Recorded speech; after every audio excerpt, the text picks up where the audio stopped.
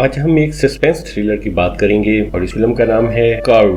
Film के आगाज में दिखाया जाता है कि एक सुनसान सहराई इलाके में मैलरी अकेली गाड़ी चलाती जा रही है। मैलरी की एक हफ्ते बाद शादी है और वह इसी की तैयारी के लिए करीबी मौजूद शहर में जा रही है। रास्ते में ही उसे अपनी सिस्टर एला की कॉल आती है और वो मजाक में मैलरी से कंफर्म करती है कि वो वाकई ही एक हफ्ते में शादी कर रही है, क्योंकि अभी तक उसने टिकट्स नहीं खरीदी और अगर मैलरी का इरादा उसे प्रैंक करने का है तो वो अभी बता दे ताकि उसके टिकट्स के पैसे जाया ना हो। लेकिन मैलरी उसे कहती है कि वो वाकई ही शादी कर रही है और इसका शिद्दत से वेट कर रही है। शहर की तरफ जाते हुए मैलरी एक शॉर्टकट लेती है और आपको पता है कि जब भी कोई फिल्म में शॉर्टकट लेता है तो आमतौर पर उसका अंजाम कुछ अच्छा नहीं होता। इसी तरह ही मैलरी को भी ये शॉर्टकट बहुत महंगा पड़ने वाला था और रास्ते में उसकी गाड़ी खराब हो जाती है। फिर मैलरी ने अपनी पूरी कोशिश की कि किसी तरह गाड़ी स्टार्ट हो जाए, लेकिन गाड़ी किसी तरह भी स्टार्ट ना हुई और अब इस सुनसान जगह पर वो बिल्कुल अकेली थी। और जब उसने फोन करने की कोशिश की तो उसे पता चला यहाँ फोन के सिग्नल भी नहीं आ रहे और जो ही उसने प्यास बुझाने के लिए एक सोडा कैन खोला तो वो उसके कपड़ों पर गिर गया और जो ही वो अपने कपड़े बदलने लगी तो अचानक एक आदमी कहीं से नमूदार हो गया। इस आदमी का नाम क्रिश्चियन था और जब क्रिश्चियन को पता चला कि मैलरी की गाड़ी खराब हो गई है तो किस्मत से क्रिश्चियन गाड़ी के बारे में कुछ जानता था, इसलिए उसने थोड़ी सी कोशिश की और गाड़ी स्टार्ट हो गई। मैलरी ने उसका शुक्रिया अदा किया और गाड़ी में आगे की तरफ चल पड़ी, लेकिन थोड़ा सा आगे जाकर उसे एहसास हुआ कि उसे इस आदमी को फेवर करनी चाहिए और उसे लिफ्ट दे देनी चाहिए, इसलिए उसने उसे लिफ्ट की पेशकश की और क्रिश्चियन फौरन ही गाड़ी में आ बैठा। रास्ते में पता चला कि क्रिश्चियन बहुत ही ज्यादा बातें करने वाला बंदा है और मैलरी उसकी बातों को एंजॉय करती रही। लेकिन थोड़ी ही देर बाद क्रिश्चियन का लहजा बदलने लगा और उसने मैलरी से अजीबोगरीब बातें शुरू कर दी और उसे कहने लगा कि किस्मत ने उन दोनों को मिलाया है। इस पर मैलरी का सब्र जवाब दे गया। उसने फौरन गाड़ी रोकी और क्रिश्चियन को गाड़ी से उतर जाने के लिए कहा, लेकिन इस मौके पर क्रिश्चियन का एक नया रूप सामने आया और उसने गाड़ी से उतरने से इनकार कर दिया। इसके बाद उसने एक चाकू निकाल लिया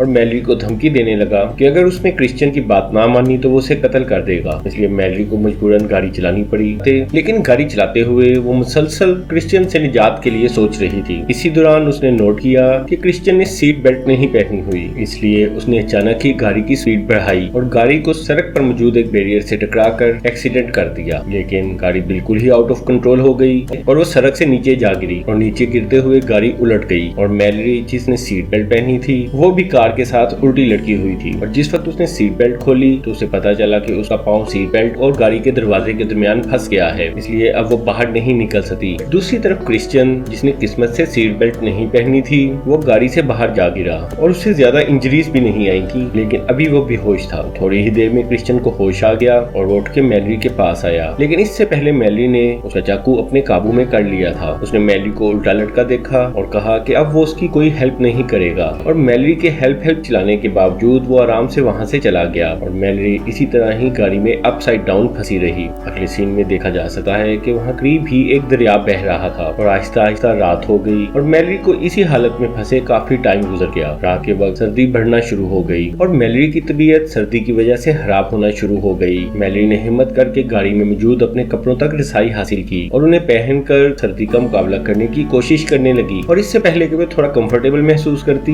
उसे अंदाजा हुआ कि ये जगह एक जंगल के करीब है और यहाँ बहुत से जानवर पानी पीने के लिए दरिया पर आ रहे हैं, इसलिए उसने उन जानवरों को भगाने के लिए फौरन ही गाड़ी की लाइट्स ऑन की और ये तरीका कामयाब साबित हुआ। लेकिन इसी तरह ही गाड़ी में अपसाइड डाउन फंसे हुए पूरी रात गुजर गई और सुबह हो गई। सुबह के वक्त देखा जा सकता है कि मैलरी की हालत बिगड़ती जा रही थी। उसके पास खाने के लिए कुछ नहीं था और पीने के लिए सिर्फ पानी की एक बोतल थी और ये पानी भी अब खत्म होने वाला था और इसी तरह अपसाइड डाउन फंसे हुए तमाम दिन भी गुजर गया और अगली रात आ गई, लेकिन वहाँ पर कोई भी हेल्प नहीं पहुँच सकी और इसी बुरी हालत में तमाम रात गुजारने के बाद दोबारा सुबह हो गई और अब मैलरी की तमाम उम्मीदें दम तोड़ रही थीं। एक तो उसकी हालत बहुत बुरी थी और उससे भी बुरी बात ये हुई कि वहाँ क्रिश्चियन दोबारा आया और वो मैलरी को इस बुरी हालत में देखकर बहुत खुश हुआ और उसके चेहरे पे खुशी नुमाया थी। फिर उसने मैलरी से कहा कि उसे मैलरी की ये हालत देखकर बहुत खुशी हो रही है। इसके बाद वो उसके बिल्कुल सामने बैठ गया और खाना खाने लगा और खाना खाते हुए उसने मैलरी को कहा कि ये असल में किस्मत ही है जो उन दोनों को इकट्ठा रखना चाहती है और यहाँ उसे करीब ही एक केबन मिला है, लेकिन उसमें एक फैमिली रहती है। लेकिन अगर मैलरी चाहे तो वो दोनों उस केबन में एक फैमिली की तरह रह सकते हैं। लेकिन मैलरी की हालत देखकर ये लग रहा था कि अब वो शायद ज्यादा देर तक ये तकलीफ बर्दाश्त ना कर सके, और मैलरी उसे बार बार मदद के लिए कहती रही। लेकिन वो इसी हालत में मैलरी को छोड़कर आराम से वहाँ से चला गया। और आखिरकार तीसरी रात आ गई और इधर उधर देखने के बाद मैलरी को अपनी गाड़ी में एक लाइटर मिला। उसने लाइटर की मदद से कुछ आग जलाई और उससे कुछ हीट हासिल करने की कोशिश करने लगी। इसके बाद वो बेहोश हो गई, लेकिन रात के वक्त अचानक ही उसे होश आया और उसने देखा कि कुछ रैट्स उसके जख्म से गोश्त खाने की कोशिश कर रहे हैं। मैलरी जो कि अब बहुत ही ज्यादा पैनिक हो चुकी थी, उसने गुस्से में आकर एक रैट को मार डाला और आखिरकार ये रात भी गुजर गई। और सुबह जब मैलरी की आंख खुली तो उसे महसूस हुआ कि उसके फोन पर कोई कॉल आ रही है। लेकिन इससे पहले कि वो फोन पर किसी से राब्ता कर पाती, वहाँ क्रिश्चियन दोबारा आ गया। और जो ही मैलरी ने क्रिश्चियन को देखा, उसने फौरन अपना फोन छुपा लिया।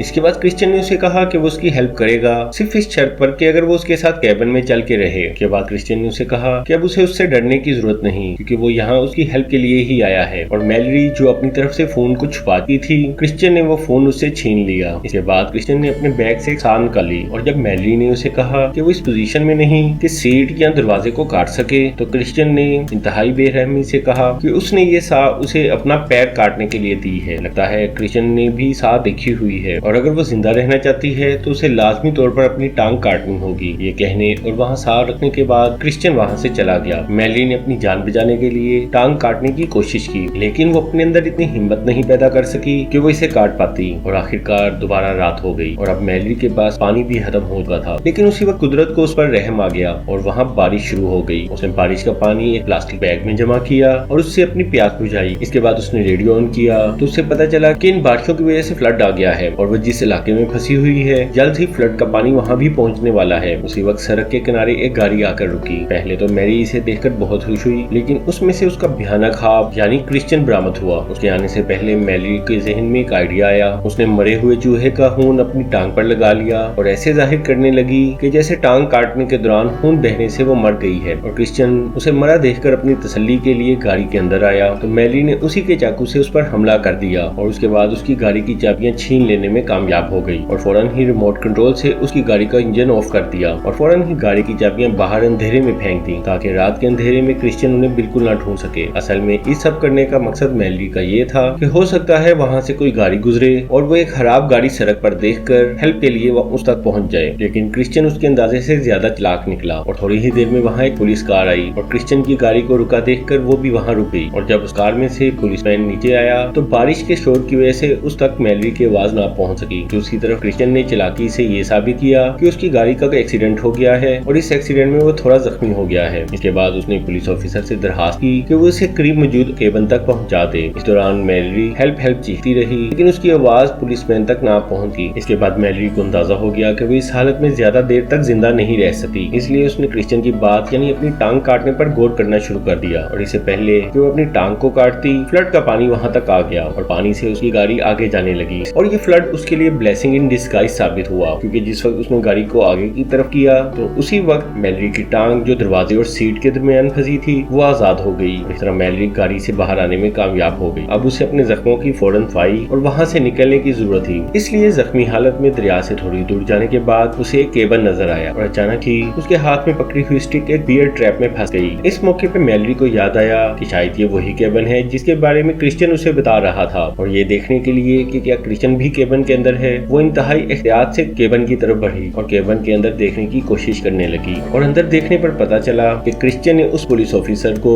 जो उसे केबन तक लाया था कत्ल कर दिया है। इसके अलावा उसने उस तमाम फैमिली को भी कत्ल कर दिया था, लेकिन उस फैमिली में मौजूद एक लड़की को होस्टेज बनाया हुआ है। मैलरी एहतियात से अंदर गई और उसे पुलिस ऑफिसर की गन मिल गई। इसके बाद वो उस लड़की के पास गई और उसे खामोश रहने के लिए कहा और उसे खोलने की कोशिश करने लगी। दूसरी तरफ क्रिश्चियन उस पुलिस ऑफिसर की यूनिफॉर्म पहनकर नकली पुलिस ऑफिसर बना हुआ था। और इससे पहले कि मैलरी उस लड़की को मुकम्मल तौर पे आजाद करती, उसे क्रिश्चियन के फुटस्टेप सुनाई दिए और वो फौरन ही दरवाजे के पीछे छुप गई। और जो ही क्रिश्चियन अंदर आया तो उसने उसे कहा कि अगर उसने जरा सी भी हरकत की तो वो उसे शूट कर देगी। लेकिन क्रिश्चियन ने फौरन ही मैलरी पर हमला कर दिया। इस मौके से फायदा उठाते हुए केटी ने अपने आप को आजाद किया और वहाँ से भाग गई। और जो ही क्रिश्चियन उसे पकड़ने के लिए भागा, मैलरी भी मौका पाकर वहाँ से भाग गई और क्रिश्चियन दोबारा मैलरी को ढूंढने के लिए घर में इधर उधर ढूंढने लगा। और जो ही वो सेकंड फ्लोर की बालकनी पर पहुंचा तो मैलरी उसके पीछे से नमूदार हुई और उसे धक्का दे दिया। क्रिश्चियन नीचे गिरा और एक बेयर ट्रैप में उसका पाँव पाँव फंस गया। इसके बाद मैलरी कैटी के साथ उसके पास आई और उसे उसका चाकू दिया और उसे कहा कि अब उसके पास भी ऐसा ही चांस है जैसा कि मैलरी के पास था, कि अगर वो जिंदा रहना चाहता है तो अपनी टांग काट ले। इसके बाद मैलरी ने उसे कहा कि वाकई ही किस्मत ने उन्हें मिलाया है और अब ये भी किस्मत का ही खेल है कि आखिरकार वो इसी अंजाम से दो चार हुआ जिससे मैलरी हुई थी। और फिल्म के आखिरी सीन में देखा जा सकता है कि क्रिश्चियन इस बारे में सोच रहा था कि अपनी टांग काट के अपनी जान बचा ले और इसके साथ ही फिल्म एंड हो गई।